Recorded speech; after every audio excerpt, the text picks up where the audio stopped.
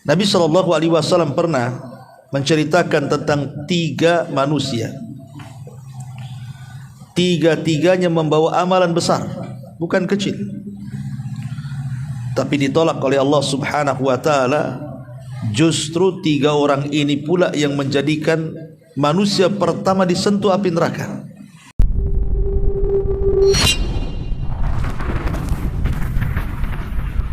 Dosa apa saja yang menjadikan kita ini bisa terlempar ke dalam jahannam? Yang pertama, ar-riya'u fil a'mal wa adamul ikhlasi fiha.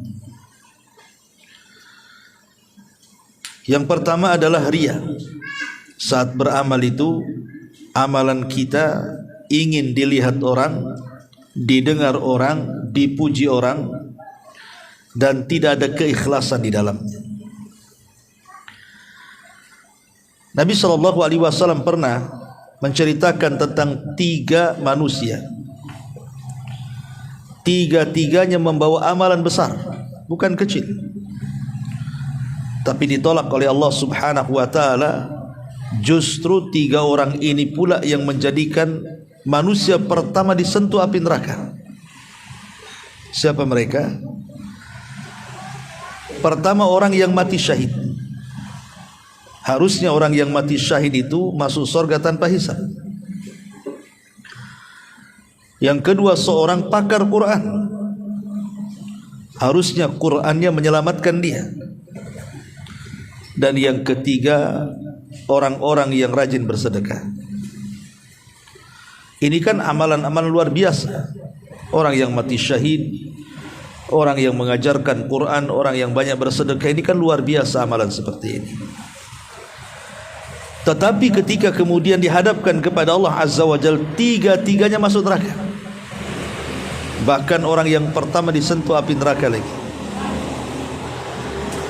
Ketika Allah Subhanahu wa ta'ala memanggil orang yang mati syahid, kemudian Allah bertanya kepada orang yang mati syahid ini, apa yang kau lakukan di dunia? Maka dia menceritakan amalan dia, bahwa aku berperang karenamu, ustushhidtu fika, aku mati syahid karenamu. Maka Allah Subhanahu wa ta'ala mengatakan, kadzabta, dusta kamu. Kenapa? Engkau ini qatalta liyuqal annaka syahid.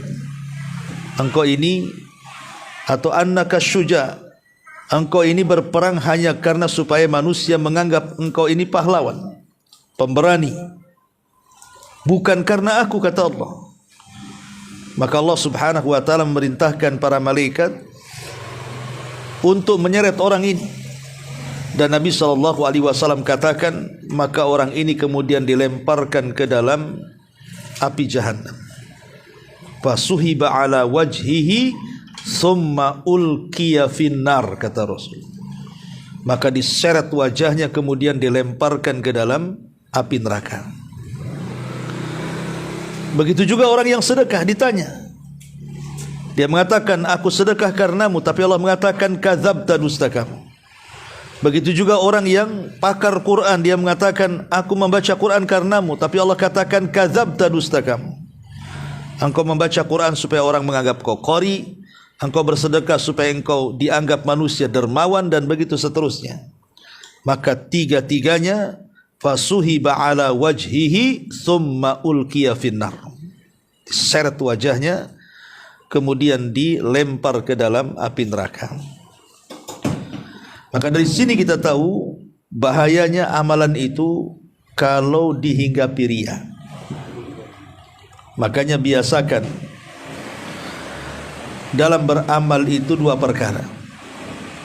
Pertama, tanamkan keikhlasan kita kepada Allah. Yang kedua, kalau kita beramal itu cukuplah kita dengan Allah yang tahu.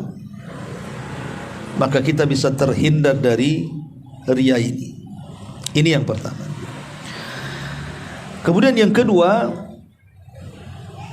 di antara amalan-amalan yang bisa atau dosa-dosa yang bisa melemparkan kita ke dalam neraka adalah idzaul jiran, menyakiti tetangga.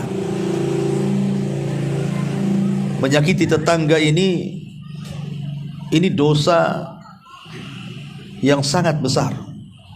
Kadang-kadang kita tidak paham bahwa kita ini diberikan anugerah tetangga itu kesempatan baik, bahwa tetangga itu bisa mengantarkan kita ke dalam sorga sebenarnya. Karena tetangga itu bisa menjadi jalan ke sorga, bisa juga menjadi jalan ke neraka. Tapi Islam mengatur hak-hak bertetangga. Makanya Jibril selalu menasihati Rasul agar terus menghargai tetangganya, sampai-sampai karena seringnya Jibril memberikan wasiat soal menghormati tetangga itu, seolah-olah tetangga menjadi ahli warisnya. Karena biasanya kita ini punya saudara yang dekat dengan kita, tapi rumahnya jauh-jauh. Terkadang kalau kita sakit, kalau ada kemalangan, kalau ada kecelakaan, tetangga pula yang pertama kali tahu. Makanya hak-hak bertetangga itu diatur dalam Islam. Dan tentu tetangga itu kan ada 3 macam. Ada tetangga yang memiliki 3 hak, ada tetangga yang memiliki 2 hak, dan ada tetangga yang memiliki 1 hak saja. Kapan tetangga ketika memiliki 3 hak? Kalau dia bertetangga dengan kita dan dia seorang muslim plus dia kerabat kita, berarti punya 3 hak dia.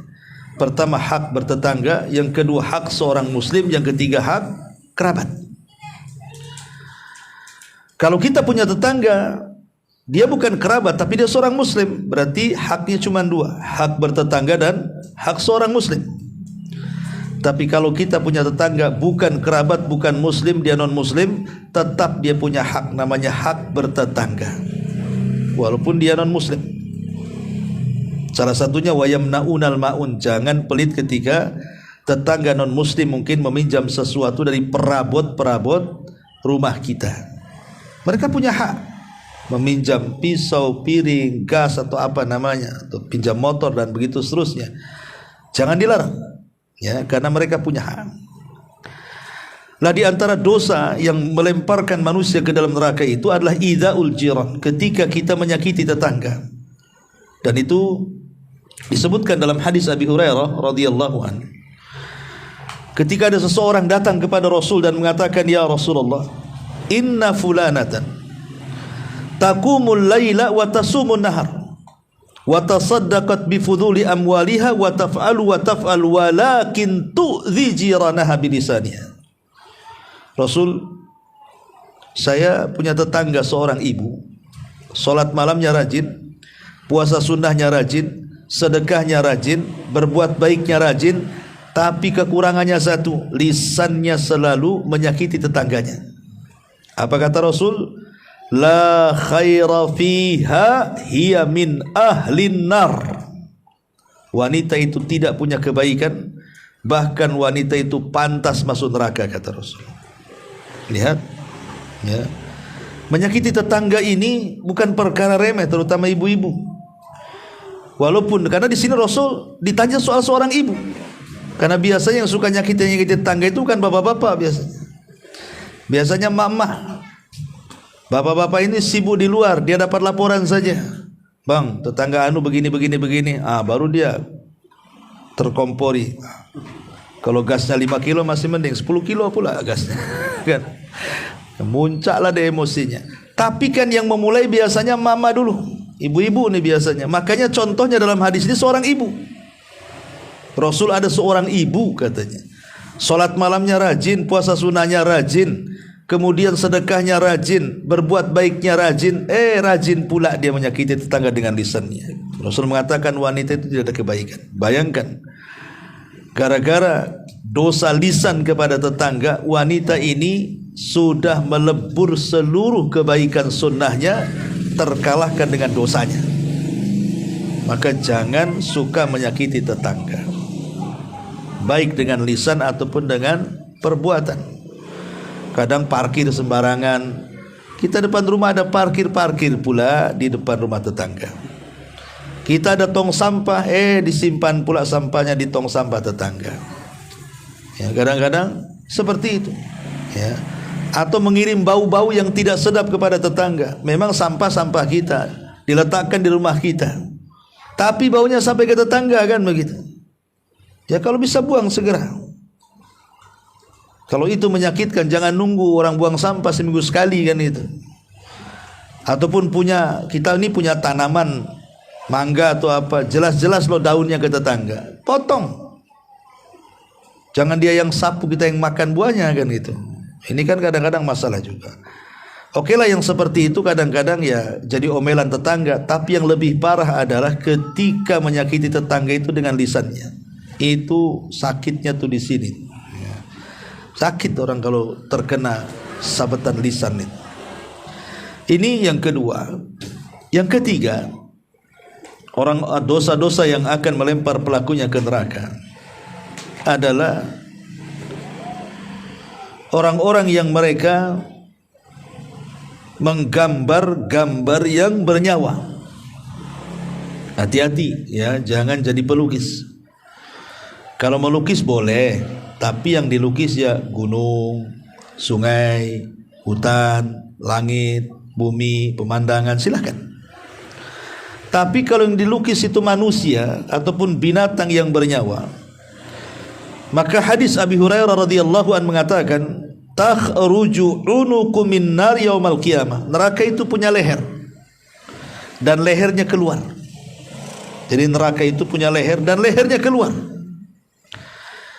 Kemudian leher neraka itu laha ainani tubsirah. Dia memiliki dua mata yang akan memandang tajam.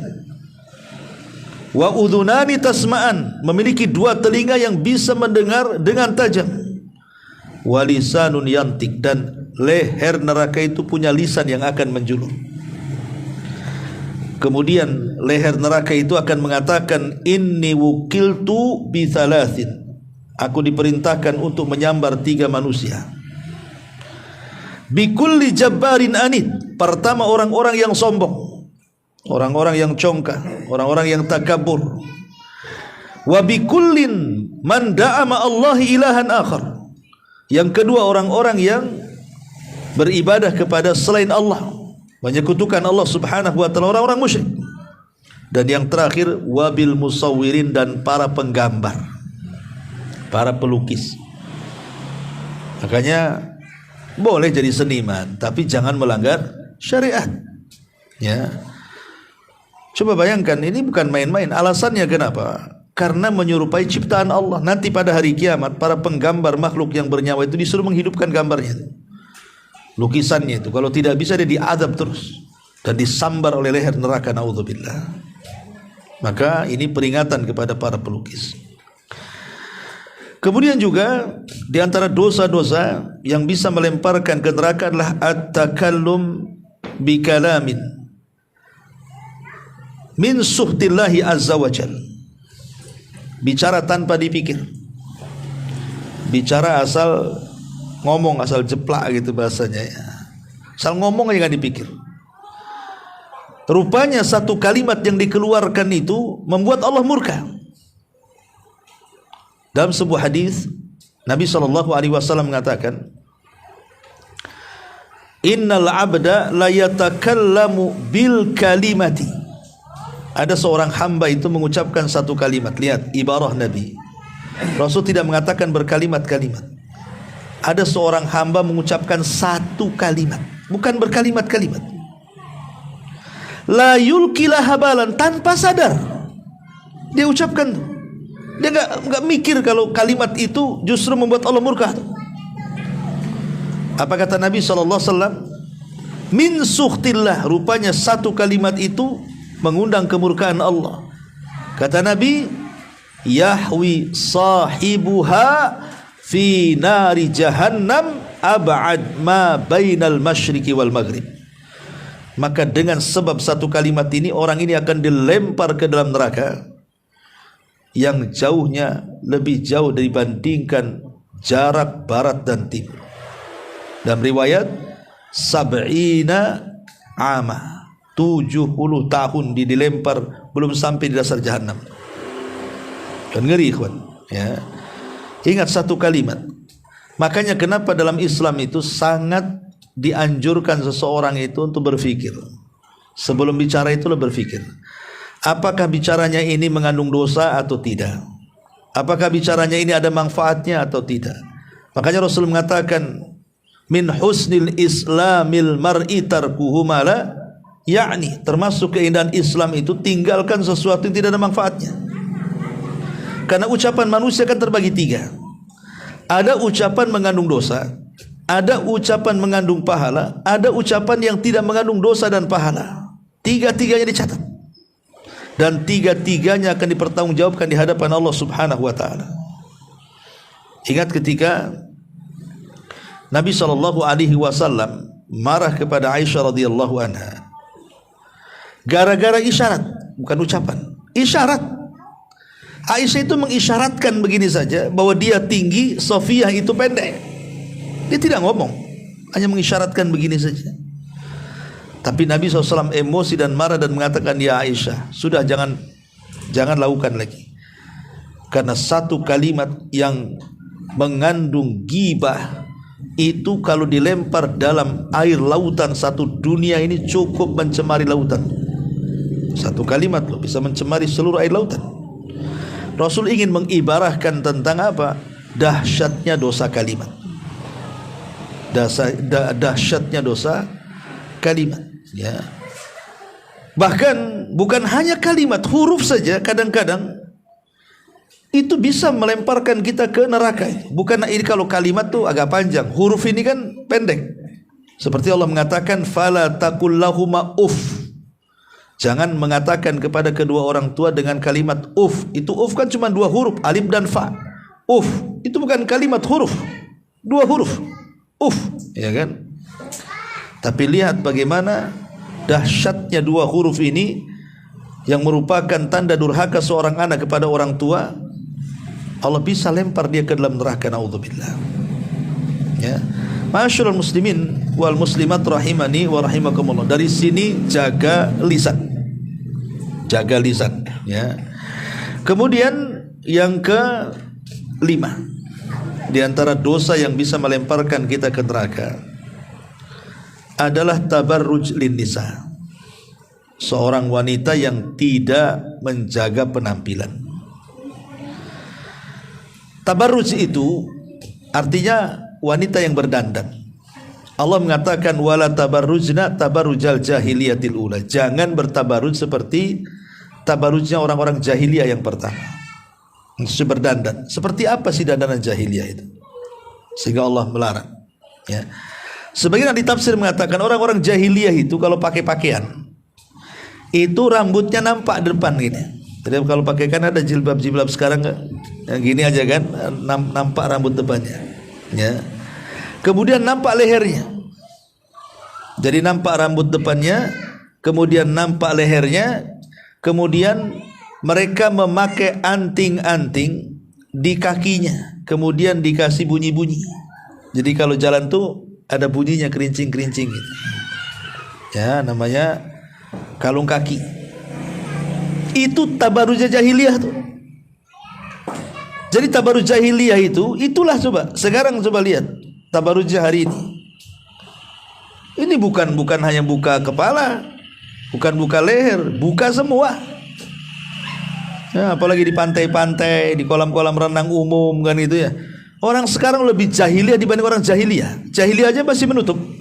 Cuman tampaklah rambut depan, leher sama kalung kaki gitu ya. Kalau sekarang semua nampak. Makanya sekarang ini dandan orang sekarang bukan tabarruj jahiliyah lagi, lebih jahiliyah dibandingkan jahiliyah malah.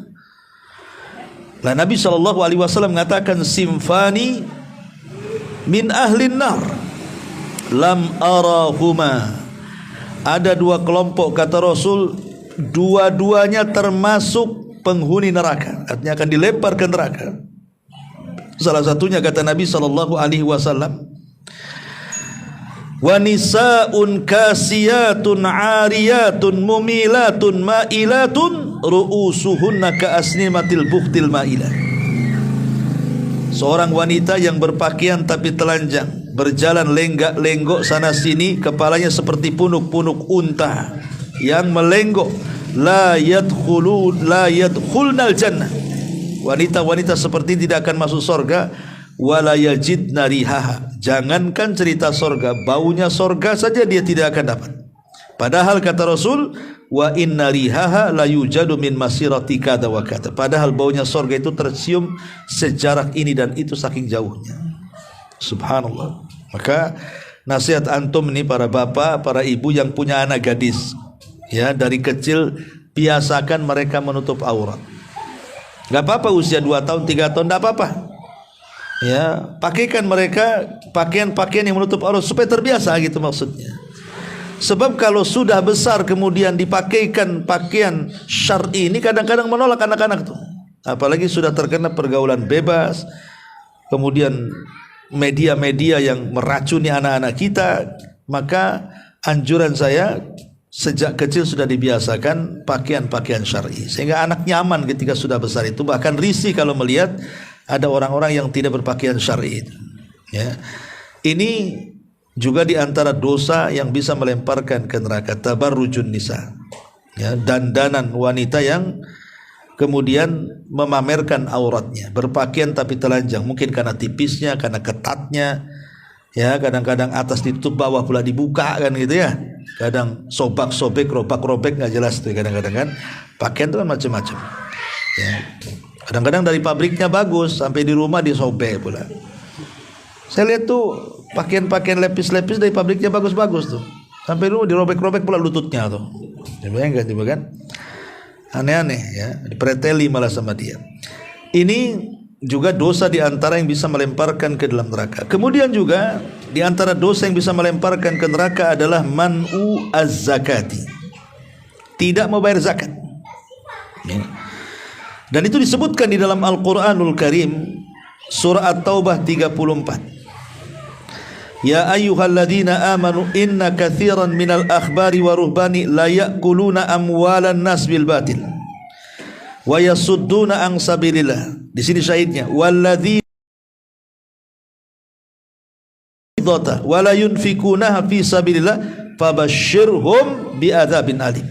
Orang-orang yang menyimpan emas perak dan tidak mengeluarkan sebagai infak di jalan Allah, kabar gembirakan kepada mereka dengan azab yang pedih. Dengan azab yang pedih artinya dengan neraka. Ya. Jadi ingat bahwa zakat itu kewajiban harta. Kalau sedekah itu kerelaan. Beda kalau zakat itu kewajiban, kalau sedekah itu kerelaan. Makanya kemudian karena ini kewajiban, kalau sampai tidak dilaksanakan dosa besar. Bahkan kalau sampai mengingkari kewajiban bisa kafir. Makanya di zaman Abu Bakar itu banyak orang-orang murtad dikarenakan tidak membayar zakat. Makanya Abu Bakar memerangi mereka. Karena sebagian mereka sudah mengingkari kewajiban zakat. Makanya Abu Bakar mengatakan, kalau mereka melaksanakan zakat di zaman Nabi, kok di zaman aku tidak, aku akan perangi mereka. Dan aku tidak akan bedakan orang yang meninggalkan sholat dengan meninggalkan zakat, katanya. Jadi betul-betul Abu Bakar keras soal ini. Ya, karena memang zakat itu hakul mal. Dia adalah hak harta, harus dipenuhi. Ya. Ma'asyiral muslimin wal muslimat rahimani wa rahimakumullah. Termasuk juga dosa-dosa yang bisa mengancam terlempar manusia ke dalam neraka adalah al-kadzibu 'ala nabi. Berdusta atas nama Nabi. Hati-hati, sekarang ini bulan Sya'ban. Banyak orang yang tidak hati-hati ketika menyampaikan amalan-amalan nisfu Sya'ban. Sehingga terkadang menyampaikan hadis-hadis maudhu, hadis-hadis palsu. Karena tidak ada keutamaan bulan Sya'ban itu. Tidak ada keutamaan. Tidak seperti Rajab bulan hurum atau seperti Ramadan jelas bulan suci. Sya'ban itu tidak ada keutamaannya. Cuman Sya'ban ini bulan yang dilalaikan. Kita tidak menggunakan untuk ibadah sebagai muqaddimah Ramadan, dilalaikan karena Ramadan sudah dekat. Jadi pikirnya udahlah nanti aja ibadah di bulan Ramadan kan gitu. Ya, memang ada riwayat-riwayat yang menunjukkan tentang keutamaan nisfu Sya'ban, tapi Allah mengatakan hadis-hadis seperti nisfu Sya'ban tidak ada yang sahih. Semua berkisar antara hadis-hadis maudhu, hadis palsu, hadis lemah atau tidak sahih. Ya, ada satu dua yang sahih seperti yang disahihkan Syekh Albani rahimahullahu taala yang mengatakan Allah akan melihat hamba-hambanya di pertengahan bulan Sya'ban dan Allah akan mengampuni semua dosa-dosanya kecuali dua manusia, orang yang musyrik dan orang pendendam. Itu saja. Adapun selain yang menceritakan tentang hadis-hadis tentang adanya solat khusus di bulan nisfu Sya'ban dengan membaca surah Yasin atau apa namanya gitu ya. Ya, apa namanya, solat apa, solat Bara'ah atau solat Ulfah atau apa gitu. Itu tidak ada hadisnya maudhu. Dan kalau kita sampai menyebarkan riwayat-riwayat maudhu, riwayat palsu, ini terancam dengan hadis Nabi. Apa kata Nabi sallallahu alaihi wasallam? Kata Nabi sallallahu alaihi wasallam, "Man kadzaba alayya muta'ammidan falyatabawa maq'adahu minan nar." Siapa yang berdusta atas namaku, silakan ambil tempat duduknya di neraka, kata Rasul. Jadi bukan main-main berdusta atas nama Nabi. Kecuali kalau kita jelaskan ketika membaca hadis, kita katakan hadis ini maudhu, enggak apa-apa. Tapi kalau tidak dijelaskan, nanti orang awam menyangka itu dari Nabi, padahal bukan dari Nabi kan, ini kan bahaya. Makanya kenapa kemudian banyak ajaran-ajaran yang tidak sesuai dengan ajaran Islam itu? Karena kebanyakan hadis-hadis palsu menyebar di tengah-tengah masyarakat. Makanya penting dalam belajar agama itu juga belajar tentang kesohihan sebuah riwayat, supaya jelas yang diamalkan kita itu datang dari Rasul, bukan datang dari para pendusta hadis. Ma'asyiral muslimin yang dimuliakan Allah Azza wa Jalla, ini juga termasuk dosa yang bisa melemparkan ke dalam api neraka. Termasuk juga dosa yang akan melemparkan ke neraka adalah syurbul khamri. Orang yang gemar minum khamar. Ya, saudara-saudaranya narkoba, kokain atau apa gitu ya. Itu kurang lebih saja. Karena Nabi SAW mengatakan, kullu muskirin haramun, inna 'ala Allahi ahdan liman yashrabal khamra an yuskiyahu min tinatil khabal. Qalu ya Rasulullah, wa ma tinatul khabal? Qala irku ahlin nar au usaratu ahlin nar. Kata Nabi SAW, setiap yang memabukkan itu haram hukumnya. Dan Allah sudah menjanjikan kepada setiap yang minum khamar, kelak pada hari kiamat maka akan diminumkan dari tinatul khabal. Sahabat bertanya, apa tinatul khabal itu wahai Rasul? Maka Rasul mengatakan, itulah nanah, darah dan keringatnya penduduk neraka. Na'udzubillah. Ya. Dan anak-anak muda di zaman sekarang, subhanallah, itulah kalau tidak dibimbing dengan agama. Anak-anak masih kecil aja udah mabuk mereka. Masih SMP udah mabuk loh ya. Apalagi di Batam ini kan namanya minuman keras itu paling mudah dicari. Dijual di mana-mana kan itu. Kecil-kecil udah pandai mabuk. Gimana besarnya? Ya. Makanya perhatikan, kalau antum punya anak laki-laki, nah perhatikan, jangan sampai kemudian terkena pergaulan bebas, masuk pula dalam dunia narkoba, naudzubillah. Kemudian juga di antara dosa-dosa yang bisa melempar ke neraka adalah, kata para ulama, manidda'a ma laisa lahu, siapa yang mengaku-ngaku padahal dia bukan ahlinya. Kata Nabi SAW, laisa min rajulin idda'a li ghairi abi wa huwa ya'lamuhu illa kufr.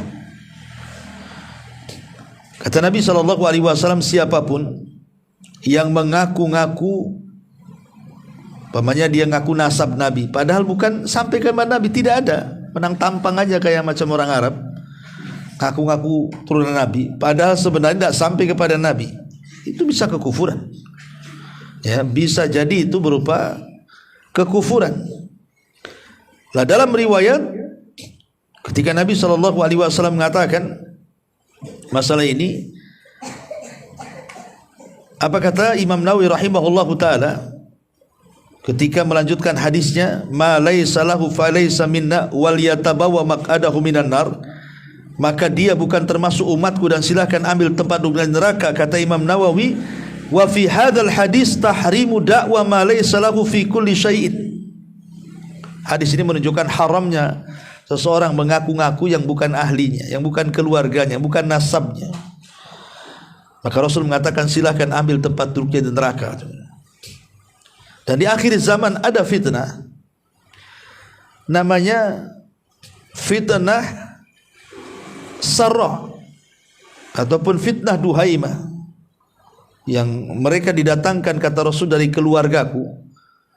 padahal bukan dari ajaranku. Mereka mengambil sunnah yang bukan sunnahku, yang mengambil hidayah yang bukan hidayahku. Tapi mereka kemudian mengaku-ngaku mengklaim bahwa ini ajaran Nabi padahal bukan ajaran Nabi. Ini zuriyah Nabi padahal tidak sampai kepada Nabi. Makanya berat loh mengaku-ngaku. Dan kalaupun seandainya anda ini keturunan Nabi, lalu untuk apa sedikit-sedikit saya ini turunan kan ria tuh. Nggak usah lah kan itu. Ya, kalaupun itu karena yang menjadikan zuriyah Nabi ini semakin dihargai itu bukan karena turunannya, tapi karena amalannya. Inna akramakum indallahi atqakum. Sungguhnya yang paling mulia di antara kalian itu orang yang bertakwa, bukan karena nasabnya. Karena nasab itu tidak bisa mengejar amalannya. Kata Rasul, man batta'a bihi amaluhu lam yusri' bihi nasabu. Kalau lambat amalnya tidak mungkin dikejar nasabnya, kata Nabi. Oh, nasab itu loh mau menyelamatkan kita dari api neraka. Bahkan nanti pada hari kiamat tidak ada nasab lagi. Fala ansaba yauma idzin bainakum. Tidak ada nasab nanti pada hari kiamat itu. Terputus nasab itu. Yauma yafirul mar'u min akhi. Orang akan lari dari saudaranya. Wa ummihi wa abi, lari dari ibu bapanya. Wa sahibati wa bani, lari dari istri dan anak-anaknya. Likulli imri'in minhum yauma idzin sya'nun yughni. Masing-masing sibuk sendiri-sendiri. Lalu apa yang dibanggakan dengan nasab? Enggak menolong sama sekali. Ya. Ma'asyiral muslimin yang dimuliakan Allah Subhanahu wa taala. Termasuk juga qatlun nafsi, orang yang membunuh, baik bunuh diri atau membunuh orang. Di zaman sekarang ikhwan, nyawa orang itu kayaknya tidak berharga. Ya kan, urusan-urusan sepele aja kadang-kadang nyawa melayang. Urusan waris, saudara dengan saudara saling bunuh-bunuhan. Bahkan belum mati bapaknya dibunuhlah bapaknya supaya cepat dapat warisan. Ada juga yang seperti itu. Gara-gara perceraian loh, sudah cerai suami istri, istrinya nikah lagi, cemburu pula si mantan suaminya, dibunuh pula, kan begitu. Masalah faktor ekonomi, dibunuh. Kemudian anak lahir di luar nikah, dibunuh. Sekarang subhanallah, saya setiap hari lihat berita itu, mesti ada aja pembunuhan itu. Ada yang diracun, ada yang ditipu, akhirnya bayar uang nggak bisa bayar, dibunuh pula orang yang minjami uang itu. Lebih jahat orang yang ngutang rupanya, kan itu. Dibunuh orang yang minjami duit itu. Ini kan subhanallah ya. Betul kata Nabi SAW bahwa di akhir zaman itu akan banyak kasratul haraj, banyaknya haraj. Ketika ditanya apa itu haraj wahai Rasul, itulah pembunuhan. Pembunuhan bukan orang Islam melawan orang kafir, enggak, sesama Islam. Ya, sama saudara, sesama keluarga kadang-kadang. Lah kata Nabi SAW, orang yang membunuh ini, maka dosa ini akan dilempar, penyebab orang akan dilempar ke dalam api neraka. Dan itu kelak pada hari kiamat, Abdullah bin Abbas radhiyallahu anhu menceritakan tentang masalah kisos. Jadi orang-orang yang dibunuh itu, walaupun mereka dibunuh dengan cara digantung, diracun, ditusuk, mereka datang kepada Allah tanpa kepala. Kepalanya ditenteng tangan kanannya, tangan kirinya nyeret pembunuhnya. Kemudian dia mengatakan kepada Allah, ya Rabb sal hadza lima qatalani. Ya Rabb, tanya orang ini, kenapa dia sampai membunuhku? Ya, kalau dia kemudian punya alasan membunuhnya umpamanya karena ya dalam peperangan gitu ya, yang menyeret ini orang kafir dan yang diseret orang Islam, ya boleh jadi dia selamat kan gitu, karena dia membunuh dalam rangka peperangan karena Allah Azza wa Jalla. Tapi kalau bukan karena itu, maka dia akan dilempar ke dalam jahanam, naudzubillah. Ya. Ini juga diantara dosa-dosa yang menjadikan manusia terlempar dari ataupun ke dalam api jahanam. Termasuk akhdu amwalin nas bil halafil kadhib, mengambil harta manusia dengan sumpah yang palsu. Ini orang-orang pasar, hati-hati ini. Kadang-kadang dia mudah-mudah sumpah wallahi wallahi wallahi saja, tapi untuk kedustaan. Ya. Seperti orang ngaku-ngaku tanah, demi Allah ini tanah nenek moyangku, tanah bapakku, dan begitu akhirnya kemudian diambilnya tanah orang. Ya kan, ataupun usaha orang. Dan begitu seterusnya. Kalau orang sudah bersumpah untuk kedustaan demi mengambil harta manusia, maka Nabi SAW mengatakan, wa in qadayna Kata Nabi SAW di sini, man iqtata'a haqqam ri'im muslim biyamini faqad aujaballahu lahun nar wa harrama alaihil jannah. Siapa yang mengambil hak seorang muslim dengan sumpahnya padahal dia di atas kedustaan, maka wajib Allah masukkan dia ke dalam neraka dan Allah haramkan surga pada dia. Ya. Dan banyak lagi ikhwatu fiddin muliakan Allah Azza wa Jalla, dosa-dosa yang mengakibatkan orang terlempar dari neraka, termasuk juga orang yang meninggalkan atau melalaikan solat. Bukan meninggalkan, melalaikan solat. Ya, mungkin terlalu sering dia mengakhir-akhirkan waktu solat, tidak pernah tepat waktu, maka ini termasuk orang-orang yang terancam dengan wail. Terancam dengan wail. Wail itu apa? Lembah di neraka Jahannam. Allah mengatakan, fawailun lil musallin alladzina hum an salatihim sahun. Neraka wel, lembah di Jahannam bagi orang-orang yang salat. Siapa maksudnya? Orang-orang yang lalai dalam salatnya. Para ulama tafsir mengatakan maksudnya lalai salat di sini karena mereka suka mengakhir-akhirkan waktu salat. Ya, terkadang mendekati akhir baru dia salat. Lah ini yang masih salat terancam dengan wel. Bagaimana yang meninggalkan salat? Maka nerakanya beda. Mereka dikhususkan dalam satu neraka yang disebut dengan sakor. Ketika Allah mengatakan kepada penduduk neraka sakor, wa ma salakakum fi sakor, qalu lam naku minal musallin. Kenapa kalian sampai masuk ke neraka sakor? Orang-orang neraka sakor mengatakan karena kami dulu enggak pernah salat masalahnya. Ah, itu ancamannya lebih berat lagi, ya. Termasuk juga orang-orang yang mughtabun ataupun al-lamazun, orang-orang yang humazah lumazah yang sudah saya ceritakan. Ya, siapa humazah lumazah itu? Orang-orang yang menggibah dengan lisannya atau menggibah dengan perbuatannya, dengan isyaratnya. Maka Allah mengatakan wailun likulli humazatin lumazah. Neraka wel, lembah dalam Jahannam. Termasuk mutaffif, orang-orang yang curang dalam jualan, mengurang-urang takaran, mengurang-urang timbangan, curang dalam berdagang. Allah mengatakan wailun lil mutaffifin. Bagi mereka wel, ya, lembah Jahannam. Bagi orang-orang yang suka mengurang-urang, ya. Termasuk juga mereka orang-orang yang alladzina ya'kuluna amwalal yatama zulman, orang yang memakan harta anak yatim secara zalim. Ya kan, hati-hati, kadang-kadang ada sebagian orang berkeinginan untuk membuat yayasan panti asuhan, merekrut anak-anak yatim. Ya, terkadang ada sebagian mereka tidak amanah kan. Bukan cari dana untuk anak yatim, untuk dia biar kaya. Ini kan masalah. Atau umpamanya kita ini punya saudara anak yatim, mungkin bapaknya kaya, akhirnya kekayaannya kita yang pegang, karena tidak mungkin masih kecil kita kasih. Hati-hati, jaga harta itu dan kasihkan ketika mereka sudah memang bisa mengambil hartanya dan bisa untuk menjadikan hartanya itu lebih manfaat lagi. Tapi kalau masih kecil ya nggak apa-apa, kita tahan. Dan kita hanya boleh mengambil sedikit hanya untuk hajat kebutuhan kita saja. Kalau memang kita orang susah, kita menjaga hartanya, ya kita orang susah kan gitu, nggak apa-apa, kita ambil secukupnya. Lebihnya itu harta warisan anak yatim, berikan kalau mereka sudah besar dan sudah balik. Ya, wallahu a'lam bishawab. Dan banyak lagi dosa-dosa yang menjadikan terlemparnya manusia ke dalam neraka. Intinya bahwa jangan pernah remehkan sebuah dosa. Jangan pernah remehkan sebuah dosa, karena sekecil apapun dosa itu pasti akan membahayakan pelakunya. Karena ada dosa-dosa dianggap remeh, menurut kita remeh, tapi menurut Allah itu tidak remeh. Ya, sehingga Nabi SAW sampai mengatakan itu, seorang mukmin dengan dosa itu ibarat dia duduk di bawah gunung dan gunungnya akan meletus. Ya. Coba apa sikap kita kalau kita ini duduk di bawah gunung, gunungnya akan meletus, pasti kita akan kabur, menyelamatkan diri.